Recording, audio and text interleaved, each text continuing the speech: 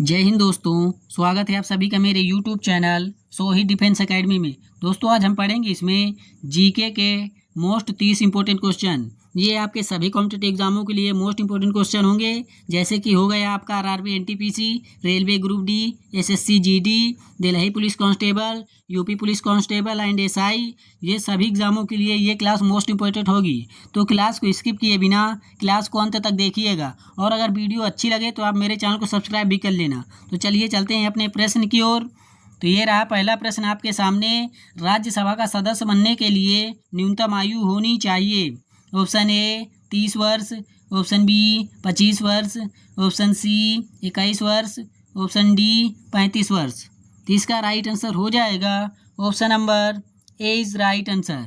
ए इसका correct answer हो जाएगा। और दोस्तों अगर आपसे पूछे कि राज्यसभा के सदस्यों का कार्यकाल कितना होता है, तो राज्यसभा के सदस्यों का कार्यकाल 6 वर्ष का होता है। कितने वर्ष का होता है? 6 वर्ष का। तो इसको भी आप नोट कर लेना। लोकसभा का सदस्य बनने के लिए न्यूनतम आयु होनी चाहिए। ऑप्शन ए 35 वर्ष, ऑप्शन बी 30 वर्ष, ऑप्शन सी 25 वर्ष, ऑप्शन डी 21 वर्ष। तो इसका राइट आंसर हो जाएगा option number C is right answer. C इसका करेक्ट आंसर हो जाएगा। और लोकसभा के सदस्यों का कार्यकाल कितने वर्ष का होता है? तो 5 वर्ष का होता है। तो इसको भी नोट कर लेना। लोकसभा के सदस्यों का कार्यकाल होता है ऑप्शन ए 4 वर्ष, ऑप्शन बी 3 वर्ष, ऑप्शन सी 5 वर्ष, ऑप्शन डी 6 वर्ष। तो इसका राइट आंसर हो जाएगा दोस्तों option number C is right answer. अगले प्रश्न पे चलते हैं। मतदाताओं की आयु सीमा 21 वर्ष से घटाकर 18 वर्ष कब की गई थी? Option A 1885, option B 1989, option C 1972, option D 1982। तो इसका राइट आंसर हो जाएगा दोस्तों option number B is right answer. 20 का करेक्ट आंसर हो जाएगा। और कौन सा संविधान संशोधन हुआ था? तो 61वां संविधान संशोधन 1989 ईस्वी में मतदाताओं की आयु सीमा 21 वर्ष से घटाकर 18 वर्ष की गई थी। तो इसका संविधान संशोधन भी लिख लेना। कौन सा संविधान संशोधन हुआ था? 61वां संविधान संशोधन। अब बीजेपी यानी बीजेपी भारतीय राष्ट्रीय कांग्रेस की स्थापना कब हुई थी? तो 1885 ईस्वी में हुई थी। आयात निर्यात बैंक की स्थापना आयात निर्यात बैंक की स्थापना कब हुई थी? अगर आपसे पूछे तो आयात निर्यात बैंक की स्थापना हुई थी 1982 ईस्वी में। तो इसको भी आप नोट कर लेना। अगले प्रश्न पे चलते हैं। धन विधेयक का उल्लेख भारतीय संविधान के किस अनुच्छेद में है? ऑप्शन ए अनुच्छेद 99, ऑप्शन बी अनुच्छेद 120, ऑप्शन सी अनुच्छेद 110, ऑप्शन डी इनमें से कोई नहीं। तो इसका राइट आंसर होगा option number C is right answer. अगले प्रश्न पे चलते हैं। भारत का प्रथम नागरिक होता है? ऑप्शन ए प्रधानमंत्री, ऑप्शन बी राष्ट्रपति, ऑप्शन सी उपराष्ट्रपति, ऑप्शन डी राज्यपाल। तो इसका राइट आंसर हो जाएगा दोस्तों option number B is right answer. 20 का करेक्ट आंसर हो जाएगा। दोस्तों अगर आपसे पूछे कि राष्ट्रपति का पद भारत में किस देश से लिया गया है, तो अमेरिका से लिया गया है। कहाँ से लिया गया है? अमेरिका। हाँ, अमेरिका की अगर आपसे कैपिटल राजधानी पूछ ले तो वाशिंगटन डीसी होती है। वाशिंगटन डीसी किस नदी के तट पर स्थित है? तो पोटोमेक नदी के तट पर स्थित है। तो इसको भी आप नोट कर लेना। अगले प्रश्न पे चलते हैं। एकता एवं दृढ़ता का प्रतीक किसे कहते हैं? ऑप्शन ए प्रधानमंत्री, ऑप्शन बी सुप्रीम कोर्ट का मुख्य न्यायाधीश, ऑप्शन सी उपराष्ट्रपति, ऑप्शन डी राष्ट्रपति। तो इसका राइट आंसर हो जाएगा दोस्तों option number D is right answer. D इसका करेक्ट आंसर हो जाएगा। दोस्तों अगर आपसे पूछे कि राष्ट्रपति शपथ किस अनुच्छेद के अंतर्गत ग्रहण करता है, तो अनुच्छेद 7 के अंतर्गत राष्ट्रपति शपथ ग्रहण करता है। तो इसको भी आप नोट कर लेना। राष्ट्रपति को शपथ कौन दिलाता है? अगर आपसे पूछे तो सुप्रीम कोर्ट का मुख्य न्यायाधीश दिलाता है। तो इन सभी इंपॉर्टेंट पॉइंट्स को भी नोट करते जाइएगा। अगले प्रश्न पे चलते हैं। भारत का एक राष्ट्रपति होगा का उल्लेख किस अनुच्छेद में मिलता है? ऑप्शन ए अनुच्छेद 53, ऑप्शन बी अनुच्छेद 52, ऑप्शन सी अनुच्छेद 61, ऑप्शन डी अनुच्छेद 72। तो इसका राइट आंसर हो जाएगा दोस्तों option number B is right answer. 20 का करेक्ट आंसर हो जाएगा राष्ट्रपति को किस अनुच्छेद के अंतर्गत क्षमादान की शक्ति का उल्लेख मिलता है? तो अनुच्छेद 72 के अंतर्गत मिलता है। तो इसको भी आप नोट कर लेना। भारत के प्रथम राष्ट्रपति कौन थे? ऑप्शन ए Sardar Vallabh Bhai Patel, option B Ganesh Vasudev Mavalankar, option C doctor Rajendra Prasad, option D doctor APJ Abdul Kalam. तो इसका राइट आंसर हो जाएगा दोस्तों option number C is right answer. C इसका करेक्ट आंसर हो जाएगा। अब भारत का बिस्मार्क किसे कहते हैं? भारत का बिस्मार्क कहते हैं सरदार वल्लभ भाई पटेल को। अब भारत के उप प्रधानमंत्री कौन थे? उप PM कौन थे? उप प्रधानमंत्री कौन थे? तो सरदार वल्लभ भाई पटेल जी थे। और इन्हीं की याद में 31 अक्टूबर को क्या मनाया जाता है? राष्ट्रीय एकता दिवस। राष्ट्रीय एकता दिवस कब मनाया जाता है? 31 अक्टूबर को। तो इसको भी आप नोट कर लेना। अगले प्रश्न पे चलते हैं। और मिसाइल मैन ऑफ इंडिया के नाम से अगर आपसे पूछे किसे जानते हैं, तो मिसाइल मैन ऑफ इंडिया के नाम से जानते हैं डॉक्टर APJ अब्दुल कलाम। अगले प्रश्न पे चलते हैं। डिवाइडेड इंडिया पुस्तक के लेखक हैं?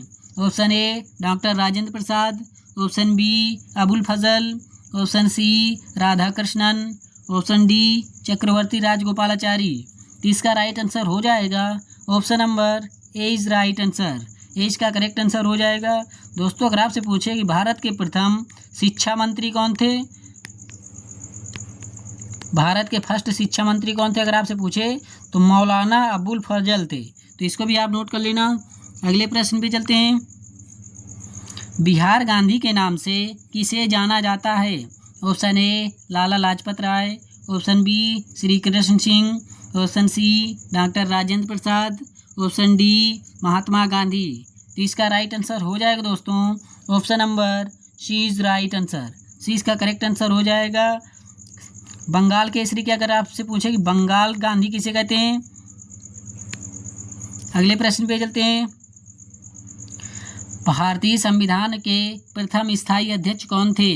Option A Jaishankar Prasad, option B doctor Rajendra Prasad, option C doctor Zakir Hussain, option D Abul Fazal. तो इसका राइट आंसर हो जाएगा दोस्तों option number B is right answer. 20 का करेक्ट आंसर हो जाएगा। और स्थायी अध्यक्ष कब बने थे? तो 11 दिसंबर 1946 ईस्वी में। और 11 दिसंबर 1946 को ही संविधान सभा की द्वितीय बैठक हुई थी। संविधान सभा की द्वितीय बैठक कब हुई थी? 11 दिसंबर 1946 में, जिसके स्थायी अध्यक्ष बने थे डॉक्टर राजेंद्र प्रसाद। अगले प्रश्न पे चलते हैं। भारत के प्रथम शिक्षा मंत्री कौन थे? Option A Abul Fazal, option B Baldev Singh, option C Shri Krishna Singh, option D Chakravarti Rajagopalachari. तो इसका राइट आंसर हो जाएगा option number A is right answer. A इसका करेक्ट आंसर हो जाएगा। दोस्तों अगर आपसे पूछे कि भारत के प्रथम रक्षा मंत्री कौन थे, रक्षा मंत्री, भारत के प्रथम रक्षा मंत्री कौन थे? तो बलदेव सिंह थे। तो इसको भी आप नोट कर लेना। अब बंगाल गांधी के नाम से, बंगाल केसरी के नाम से किसे जाना जाता है?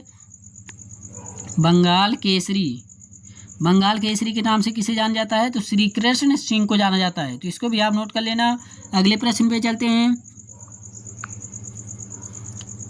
संविधान सभा की प्रथम बैठक कब हुई थी? ऑप्शन ए 13 दिसंबर 1946, ऑप्शन बी 11 दिसंबर 1946, ऑप्शन सी 9 दिसंबर 1946, ऑप्शन डी 15 दिसंबर 1946।